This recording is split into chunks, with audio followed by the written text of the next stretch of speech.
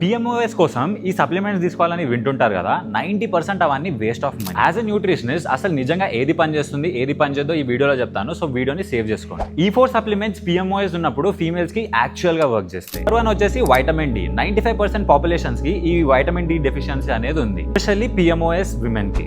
ఇది మీ period cycle, fertility and mood ని ఇంప్రూవ్ చేస్తుంది. And it will hardly cost 150 rupees per month. Number 2 omega 3. ఇది మీ ఇన్ఫ్లమేషన్ ని తగ్గిస్తుంది, hair fall, acne and mood కి డైరెక్ట్ గా హెల్ప్ చేస్తుంది. 1 to 2 grams డైలీ తీసుకోవాలి and it is going to cost you 500 to 800 rupees. Number 3 magnesium glycinate. ఇది మీ sleep quality, stress and period cramps కోసం. నైట్ టైమ్ లో 300 to 400 mg వేసుకోవాలి. It is going to cost 400 rupees. Number 4 the most important, inositol.